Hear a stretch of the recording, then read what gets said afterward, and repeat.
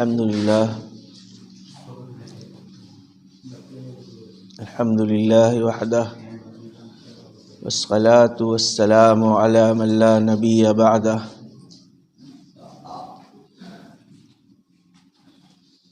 أعوذ بالله من الشيطان الرجيم بسم الله الرحمن الرحيم ألم يجدك يتيما فآواه ووجدك ضالا فهداه ووجدك عائلا فأغناه فأما اليتيم فلا تقهر وأما السائل فلا تنهر وأما بنعمة ربك فحدث صدق الله مولانا العظيم رب اشرح لي صدري ويسر لي أمري واحلل عقدة من لساني يفقهوا قولي اللهم صل على محمد النبي الأمي وعلى آله وسلم تسليما۔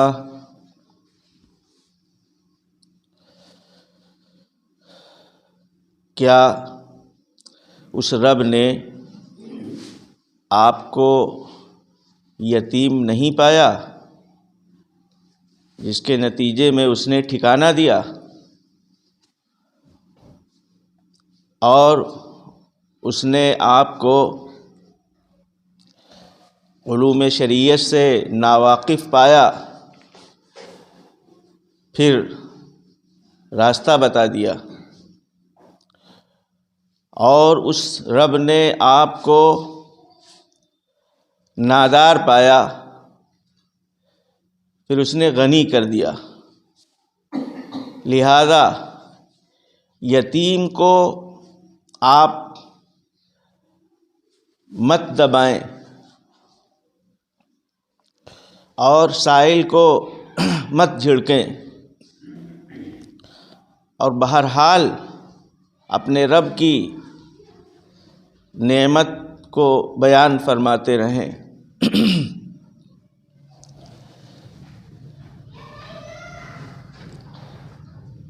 سورہ جوحہ کی تفسیر چل رہی ہے، اس سے پہلے ابتدائی آیات کی تفسیر کے سلسلے میں کچھ عرض کیا گیا تھا۔ آج جو آیتیں پڑھی ہیں ان کا ترجمہ کیا گیا، اب مختصر سی ان کی تفسیر انشاءاللہ عرض کی جائے گی۔ جیسا کہ اس کی طرف پہلے بھی اشارہ کیا جا چکا ہے کہ یہ سورت نازل ہی اس وقت ہوئی تھی جب آپ صلی اللہ علیہ وسلم پر وحی کا سلسلہ کچھ موقوف ہو جانے کی وجہ سے مشرکین آپ کو طعنہ دینے لگے تھے، اور اپنے طعنوں سے گویا یہ ظاہر کر رہے تھے کہ اب جو ہے ان کے رب نے ان کو چھوڑ دیا ہے اور وہ ان سے روٹھ گیا ہے، ناراض ہو گیا ہے۔ یہ اگر کہا جائے کہ یہ سورت سراپا تسلی ہے اور آپ کو مطمئن کرنے کے لیے اور تسلی دینے کے لیے اللہ تعالیٰ نے اس سورت کو اتارا ہی ہے۔ حضرت حکیم الامت تھانوی رحمۃ اللہ علیہ نے تو عجیب عاشقانہ بات فرمائی۔ ضحیٰ کا ترجمہ تو چاشت کے وقت کا کیا تھا، دن چڑھے کا کیا تھا، اور واللیل اذا سجا کا ترجمہ کیا تھا رات جب وہ پھیل جائے، لیکن حضرت نے جو اس کا عاشقانہ ترجمہ فرمایا ہے کہ ضحیٰ سے آپ کا روشن چہرہ مراد ہے، اور لیل سے آپ کی زلف مبارک کی طرف اشارہ ہے۔ گویا پروردگار عالم انتہائی محبت بھرے انداز میں میرے محبوب آپ کے روشن چہرے کی قسم اور آپ کی سیاہ زلفوں کی قسم، نہ آپ کے رب نے آپ کو چھوڑا ہے اور نہ ہی اس نے آپ سے منہ موڑا ہے۔ جب کوئی کسی سے ناراض ہوتا ہے تو منہ موڑ لیا کرتا ہے۔ اور وَلَلْآخِرَةُ خَيْرٌ لَكَ مِنَ الْأُولَىٰ، بعد والی زندگی پچھلی والی زندگی سے آپ کی اب بہتر ہی رہے گی۔ جو زندگی اب تک گزری ہے، اس کے بعد جو زندگی آئے گی، اس زندگی سے لے کر کے آخرت تک پوری زندگی آپ کی جو ہے وہ پہلی زندگی کے مقابلے میں بہتر ہی بہتر رہے گی۔ چنانچہ آپ کی زندگی کی جو مشکلات تھیں، اللہ نے ہجرت کا حکم دیا، اور پھر اس کے بعد کبھی جنگ احد کی شکل میں، کبھی جنگ بدر کی شکل میں، کبھی جو ہے جنگ احزاب کی شکل میں، اور پھر آخر میں فتح مکہ کی شکل میں، روز بروز اللہ تعالیٰ نے آپ کے لیے راہ ہموار کرنا شروع کر دیا، اور پہلے کے مقابلے میں ہر آنے والا دن وہ آپ کے لیے بہتر ثابت ہوا۔ اور وہی پیغمبر صلی اللہ علیہ وسلم کہ جن کا حال یہ تھا کہ جب مکے میں اعلان کیا تھا یا ایھا الناس قولوا لا الہ الا اللہ تفلحوا، لوگو لا الہ الا اللہ کہہ لو کامیاب ہو جاؤ گے، وہی پیغمبر ہے کہ آج جو ہے مدینے میں بیٹھے بیٹھے قیصر کو بھی خط لکھ رہے ہیں اور کسریٰ کو بھی خط لکھ رہے ہیں۔ وہی مکے والے جنہوں نے آپ کو اور آپ کے صحابہ کو مکے میں رہنا دوبھر کر دیا تھا، آج فتح مکہ کے دن کس فاتحانہ شان کے ساتھ آپ مکے کے اندر داخل ہو رہے ہیں، اور اس حالت میں بھی آپ کا سر تواضع خاکساری سے جو ہے جھکا ہوا ہے، اور کوئی کبر یا کوئی شاہانہ چھاپ آپ پر دور دور سے نظر نہیں آ رہی تھی۔ تو یہ تو دنیا کی خوشحالی اللہ نے آپ کو عطا فرمائی، اور آخرت میں تو اس کا تذکرہ تو آ ہی چکا ہے کہ آپ کو کوثر عطا فرمائیں گے اللہ تعالیٰ، آپ کو وسیلہ عطا فرمائیں گے، آپ کو مقام محمود عطا فرمائیں گے، آپ کو شفاعت کبریٰ اللہ تعالیٰ میسر فرمائیں گے۔ بڑے بڑے درجات آخرت کے اللہ تعالیٰ، جنت میں سب سے پہلے آپ داخل ہوں گے، سفارش کا سلسلہ ہی آپ سے شروع ہوگا۔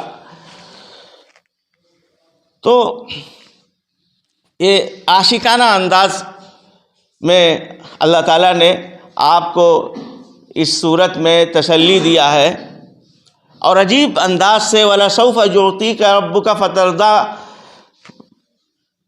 میں یہ عجیب انداز ہے، اس کی گہرائی میں تھوڑا سا آپ جائیے کہ آدم علیہ الصلاۃ والتسلیم اللہ کو راضی کرنے کے لیے رو رہے ہیں، ربنا ظلمنا انفسنا وان لم تغفر لنا وترحمنا لنکونن من الخاسرین۔ نوح علیہ الصلاۃ والسلام اللہ کو راضی کرنے کے لیے 950 برس تک تبلیغ کرتے رہے اور دھکے کھاتے رہے، آپ کی قوم آپ کو ستاتی اور آپ کی بات نہ مانتی، 950 سال تک کوشش کرتے رہے کہ اللہ ہم سے راضی ہو جائے۔ حضرت ابراہیم نے تو بیٹے کو قربان کر دیا اس لیے تاکہ اللہ ہم سے راضی ہو جائے۔ اللہ کی رضا کے لیے حضرت صبر ایوبی تو مشہور ہے کہ اس حالت میں بھی، وہ بیماری کی حالت میں بھی ایک پل کے لیے اللہ کو نہیں بھولے۔ یعقوب علیہ الصلاۃ والسلام بھی بچے کو کھو کر کے، خوبصورت اور اپنے لاڈلے اور چہیتے لخت جگر کو کھو کر کے جو آپ نے صبر فرمایا، وہ صبر بھی اللہ کو راضی کرنے ہی کے لیے تھا۔ یا یوسف علیہ الصلاۃ والتسلیم نے جیل جانا گوارا کیا، قید خانے کو پسند کیا، لیکن اللہ کو ناراض نہیں ہونے دیا اور اللہ کی رضا کے لیے آخر تک کوشش کرتے رہے۔ موسیٰ علیہ الصلاۃ والتسلیم تو اللہ کو راضی کرنے کے لیے کوہ طور پر جا کر کے عبادت کیا کرتے تھے، لیکن قربان جائیے امام الانبیاء حضرت محمد مصطفیٰ صلی اللہ علیہ وسلم کو راضی کرنے کے لیے اللہ فرما رہا ہے کہ اے پیغمبر آپ کو میں راضی کروں گا۔ سارے انبیاء، سارے صدیقین، سارے شہداء، سارے اولیاء جان تک دے دی انہوں نے. شہداء کے پاس جان سے زیادہ اور کوئی قیمتی چیز تھی اس کو بھی انہوں نے نذرانے میں پیش کر دیا کہ اللہ راضی ہو جائے. سارے اولیاء کرام کی پوری زندگی جو زہد اور عبادت اور تقوی اور پرہیزگاری کے ساتھ گزرتی ہے صرف اسی لیے کہ اللہ راضی ہو جائے. لیکن محبوب، اللہ کے محبوب امام الانبیاء کا عجیب حال ہے کہ اللہ تعالیٰ ان سے فرماتا ہے وَلَسَوْفَ يُعْطِيكَ رَبُّكَ فَتَرْضَىٰ، آپ کا رب آپ کو اتنا نوازے گا کہ آپ راضی ہو جائیں گے، آپ خوش ہو جائیں گے. یہ آپ کے مقام اور مرتبے کا یہ عالم ہے کہ اللہ تعالیٰ آپ کو تسلی دے رہے ہیں. جس طریقے سے کوئی بہت ہی چہیتا دوست ہو آپ کو، جگری دوست جس کے بغیر ایک منٹ بھی آپ کو چین نہ ملتا ہو، اتفاق سے کئی بار آپ نے فون کیا لیکن اس نے فون نہیں اٹھایا، کیونکہ محبت ہے تو تکلیف ہوئی، بے چینی ہوئی. اب اچانک اس کا فون کسی وقت آ جاتا ہے تو وہ پھر کہتا ہے کہ بھائی میں کسی مصلحت کی وجہ سے میں نے آپ کا فون نہیں اٹھایا، ورنہ دوستی میں اور محبت میں کہیں سے کوئی کمی نہیں ہے. پھر وہ بچپن سے لے کر کے آج تک وہ احسانات اپنے یاد دلاتا ہے، آپ کو منانے کے لیے کہتا ہے میرے دوست آپ کے چہرے کی قسم، آپ کی زلفوں کی قسم میں آپ سے ناراض نہیں ہوں. اور پھر بچپن سے جو اس کے احسانات تھے، دوستی کا جو اس نے حق ادا کیا تھا، وہ حوالہ دیتا ہے کہ دیکھو فلاں موقع پہ میں آپ کے کام آیا، فلاں موقع پہ میں آپ کے کام آیا. بالکل وہی انداز ہے کہ اللہ تعالیٰ فرماتے ہیں الم یجدک یتیما فآویٰ ووجدک ضالا فہدیٰ ووجدک عائلا فاغنیٰ. پیغمبر دیکھیے وہ ایک موقع تھا جب آپ پہاڑوں میں، غاروں میں آپ چکر لگا رہے تھے. حضرت نبی کریم صلی اللہ علیہ وسلم کا سینہ مبارک حضرت شیخ الاسلام مولانا شبیر احمد صاحب عثمانی رحمۃ اللہ علیہ کے الفاظ میں عرش و کرسی سے بھی زیادہ وسیع سینہ تھا. آپ کا دل عرش و کرسی سے بھی زیادہ وسیع دل تھا. اتنا وسیع قلب اطہر اور اللہ کی محبت اندر سے اس سمندر میں جوش مار رہی تھی.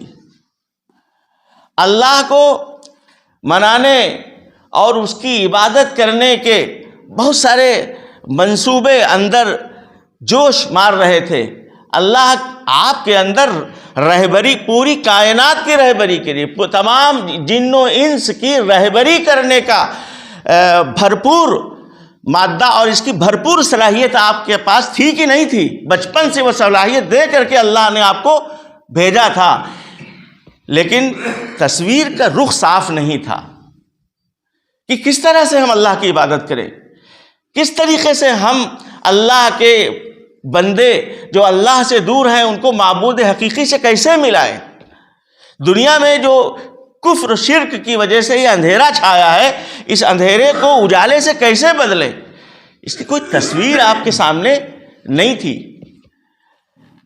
اللہ تبارک و تعالیٰ نے اس احسان کا ذکر فرمایا کہ وہ جذبہ، استعداد اور صلاحیتوں کا وہ جذبہ جو آپ کے سینے کے اندر موجزن تھا اور موجے مار رہا تھا، اس کو، اس کی تسکین کا سامان کس نے دیا؟ ہم نے دیا. فرمایا کہ الم یجدک یتیما فآویٰ ووجدک ضالا فہدیٰ. آپ یتیم تھے تو اس نے ٹھکانہ دیا آپ کو، اور شریعت کے علوم سے آپ بے خبر تھے، کوئی راستہ آپ کے سامنے واضح نہیں تھا. اللہ تبارک و تعالیٰ نے وحی بھیج کر کے واضح راستہ آپ کو عنایت فرمایا، اور پورا قرآن اللہ نے آپ پر اتارا، اور وحی کا جب سلسلہ آپ شروع ہوا تو آپ کو رہنمائی قدم قدم پر رب کی طرف سے ملنے لگی. تو پہلی چیز جیسے میں نے عرض کیا تھا کہ وہ دوست جو ہے آپ سے بچپن کے دوستی کے کچھ اپنے احسانات یاد دلاتا ہے کہ بھئی فلاں موقع میں آپ کے کام آیا، فلاں موقع. اسی طریقے سے پروردگار عالم فرماتے ہیں الم یجد کا یتیما فآویٰ، کیا اس نے آپ کو یتیم نہیں پایا پھر اس نے ٹھکانہ دیا آپ کو؟ یعنی آپ یتیم تھے. آپ اپنے بچپن کو ذرا سا یاد کریے کہ ابھی آپ ماں کے پیٹ میں ہیں کہ والد کا سایہ سر سے اٹھ گیا. اس کے بعد والدہ آپ کی پرورش فرما رہی ہیں اور 6 سال کی عمر ابھی آپ کی ہے کہ والدہ کو بھی اب پروردگار عالم نے اپنے پاس بلا لیا.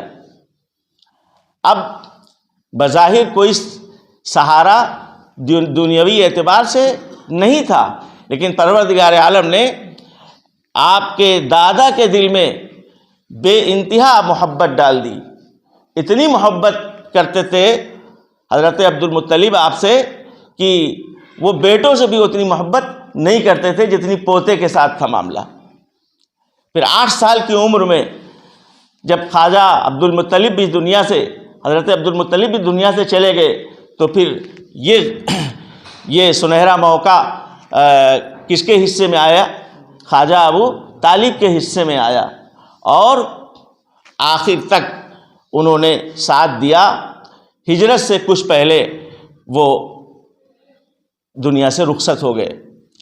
پھر پروردگار عالم نے مدینے والوں کو ان کے دلوں میں اتنی محبت آپ کی ڈال دی کہ ماں باپ کیا فدا ہوں گے جس طریقے سے وہ فدا تھے آپ پر، کہ وہ سب کچھ آپ پر لٹا دینے کے لیے تیار تھے. اس کی طرف اشارہ ہے کہ الم یجد کا یتیما فآویٰ.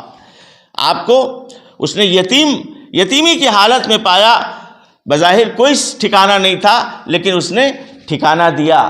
کبھی دادا کے دل میں محبت ڈال کر کے، کبھی چچا کے دل میں محبت ڈال کر کے، اور کبھی مدینے والوں کے دلوں میں محبت ڈال کر کے، اس طرح سے اس نے آپ کو ٹھکانہ دیا.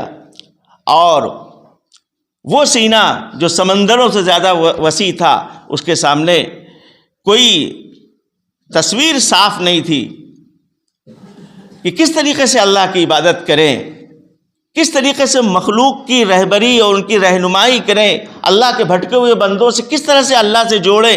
اس کا کچھ بھی آپ کے پاس اس سلسلے میں کوئی تفصیلی معلومات آپ کے پاس نہیں تھی. وَوَجَدَكَ ضَالًّا فَهَدَىٰ. اس نے علوم شریعت سے بے خبر پایا آپ کو، پھر اس نے کیا کر دیا؟ راستہ دکھا دیا. وَوَجَدَكَ عَائِلًا فَأَغْنَىٰ. اور تیسری حالت، پہلے بچپن کا تذکرہ کیا، پھر جوانی کا تذکرہ کیا، اور پھر تیسری حالت جو دنیا دار الاسباب ہے، کوئی بھی ہو، نبی ہو یا ولی ہو، دنیا کے اندر جب اس کو پہننے کے لیے کپڑے چاہیے، کھانے کے لیے غذا چاہیے، رہنے کے لیے چھت چاہیے، صاحبان چاہیے، تو دنیا بہرحال ضرورت ہے اس کی. بظاہر آپ کے والد محترم اس دنیا سے اچانک اس دنیا سے چلے گئے تھے، ایک سفر میں تھے آپ، اور اللہ تعالیٰ نے آپ کو اپنے پاس بلا لیا. کچھ چھوڑ کر کے نہیں گئے تھے. اب بچہ یتیمی کی حالت میں ہے، باپ کا بھی سایہ سر سے اٹھ گیا، ماں کا بھی سایہ سر سے اٹھ گیا. ایسے میں پروردگار عالم نے جو مالی اسباب کے راستے ہموار کیے، اس طریقے سے کہ مکے کی وہ رئیس ترین خاتون حضرت خدیجۃ الکبریٰ رضی اللہ تعالی عنہا، جو بڑے بڑے رؤسائے قریش کے لوگوں نے ان کے پاس پیغامات بھیجے تھے شادی کے لیے، لیکن انہوں نے انتخاب کیا تو کیا کہنے ان کی قسمت کے، امام الانبیاء ان کے حصے میں آئے. آپ سے شادی سے پہلے ہی کچھ کاروباری معاملہ ہوا تھا، اور آپ کے مال کو لے کر کے آپ نے جو ہے تجارت کیا تھا، تو آپ کی امانت داری اور طہارت، تقوی، ساری چیزیں دیکھ کر کے وہ بہت متاثر ہوئیں اور انہوں نے شادی کا پیغام بھیجا. بہرحال حضرت خدیجہ سے شادی کرا کر کے پھر اللہ تعالیٰ نے وہ جو معاشی تنگی تھی وہ بھی دور کر دیا، اور آپ کے لیے اللہ تعالیٰ نے فراخی پیدا فرما دی. فرمایا کہ وَوَجَدَكَ عَائِلًا فَأَغْنَىٰ، اس نے آپ کو نادار پایا، فَأَغْنَىٰ، پھر اس نے غنی کر دیا، بے نیاز کر دیا. لہذا اس کے بعد اللہ تعالیٰ نے 3 باتوں کا حکم دیا. 3 حالتیں میں نے عرض کی اس سے پہلے. 3 حالتوں کے بعد 3 چیزوں کو اللہ تعالیٰ نے آپ کو حکم دیا.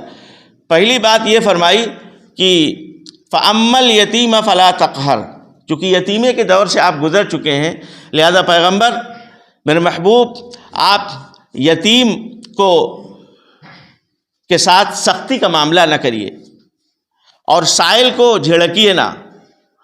2 چیزیں ہوگی. اور تیسری چیز یہ فرمائی کہ اپنے رب کی نعمت کو بیان کرتے رہیے، اللہ کے جو احسانات ہیں ان کو یاد رکھیے اور ان کو بیان کیجیے.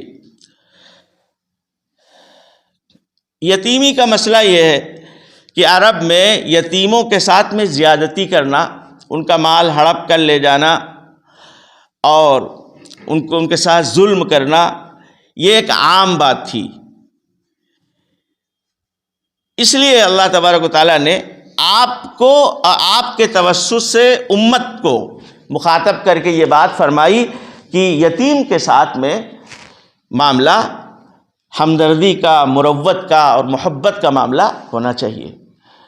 اور آپ نے ایک حدیث میں اشارہ کر کے فرمایا کہ انا وکافل الیتیم ہکذا، ہم اور میں اور وہ شخص جو یتیم کی پرورش کرنے والا ہوگا قیامت کے دن ہمارے اتنا قریب ہوگا، یعنی جس طرح یہ 2 انگلیاں ملی ہوئی ہیں اسی طریقے سے وہ ہمارے پاس ہوگا قیامت کے دن.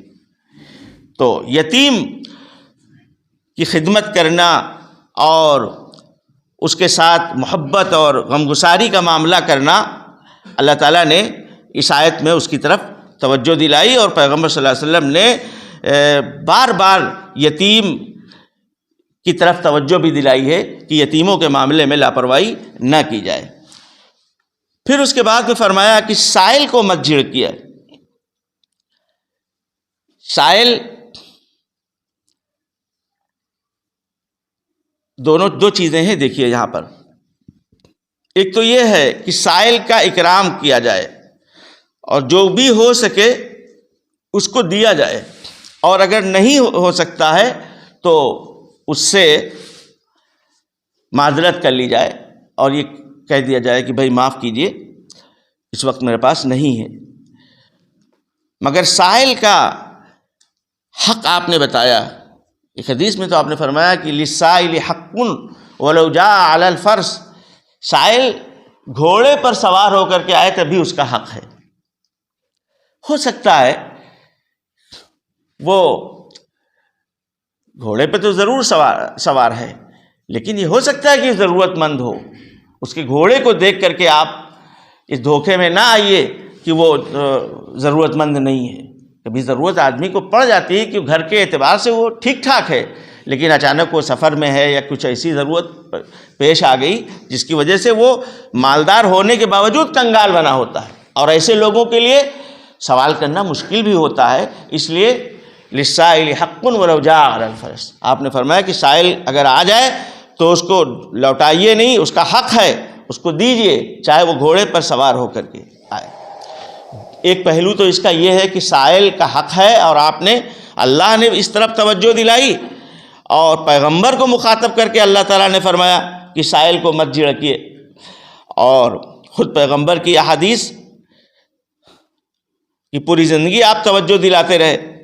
لیکن ایک دوسرا پہلو بھی ہے سکے کا، دوسرا رخ، وہ یہ کہ کچھ لوگ پیشہ بنا لیتے ہیں جبکہ وہ ضرورت مند نہیں ہوتے ہیں، لیکن خاندانی حق سمجھتے ہیں اپنا کہ ہم مانگیں گے اس لیے کہ ہمارے ابا مانگتے تھے، ہمارے دادا ہمارا خاندانی حق ہے کہ ہم کمائیں نہ بلکہ دوسروں سے مانگیں.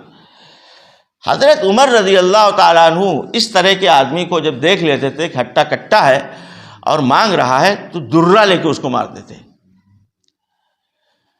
حضرت عالمگیر رحمۃ اللہ علیہ، اورنگزیب عالمگیر رحمۃ اللہ علیہ کے فتاوے ہیں، فتاوی عالمگیری، اس میں ایک مسئلہ لکھا ہے کہ یہ لوگ جو مسجد میں سوال کرتے ہیں، مسجد میں سوال کرنے والے کو مت دینا ہی نہ چاہیے۔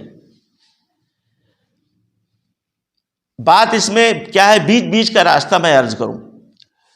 مانگنے والے کے سلسلے میں بھی آپ نے بڑا سخت رخ اپنایا ہے۔ آپ نے فرمایا کہ ایسا شخص جو ضرورت مند نہیں ہے پھر بھی وہ مانگ رہا ہے تو قیامت کے دن وہ اس حال میں پیش ہوگا اللہ کے دربار میں کہ اس کے چہرے پہ گوشت نہیں ہوگا۔ تو اسلام میں فقہا نے یہاں تک ایک بات لکھ دی کہ اگر کسی کے پاس صبح کا کھانا ہے اور رات کے کھانے کا انتظام نہیں ہے تو اس کے لیے سوال کرنا جائز نہیں ہے۔ صبح کا کھانے کا انتظام ہے اور رات کے کھانے کا انتظام نہیں ہے تو اس کے لیے سوال کرنا یعنی مانگنا جائز نہیں ہے۔ تو بیچ بیچ کا راستہ، ایک طرف یہ کہ صحت مند ہٹے کٹے کے لیے مانگنا جائز نہیں ہے، اور پیشہ جو لوگ بناتے ہیں مانگنے کا وہ بہت غلط کرتے ہیں، ڈرنا چاہیے۔ اور دوسری طرف ایک مسئلہ یہ ہے کہ آپ نے سائل کی اہمیت کو بتایا ہے اور یہاں تک کہہ دیا کہ گھوڑے پہ بھی سوار ہو کے آئے تب بھی اس کا حق ہے۔ تو بیچ بیچ کا راستہ یہ ہے کہ بلا وجہ لوگوں کو مانگنا نہ چاہیے، اور اب کسی کے دل میں تو ہم نے جھانکا نہیں ہے، اب اگر کوئی آ گیا تو حتی المقدور جتنا ہو سکے اس کو دے دینا چاہیے، یہ بیچ بیچ کا راستہ ہے۔ وَأَمَّا بِنِعْمَةِ رَبِّكَ فَحَدِّثْ میں آپ سے فرمایا کہ اپنے رب کی نعمت کو آپ بیان کیجئے۔ بیان کرنا دو طرح سے ہوتا ہے، ایک تو بیان یہ ہے کہ زبان سے بیان کیا جائے، اللہ تعالیٰ کی نعمتوں کو زبان سے بندہ بیان کرے اور اللہ کو کبھی نہ بھولے، اللہ کو یاد کرتا رہے، اس کے شکر میں ڈوبا رہے، کیونکہ اس نے انعامات سے نوازا ہے۔ ایک ایک سانس بھی اللہ تعالیٰ کی نعمت ہے، تو بندے کی عابدیت کا یہ تقاضا ہے کہ وہ ہر وقت اللہ کے شکر میں ڈوبا رہے۔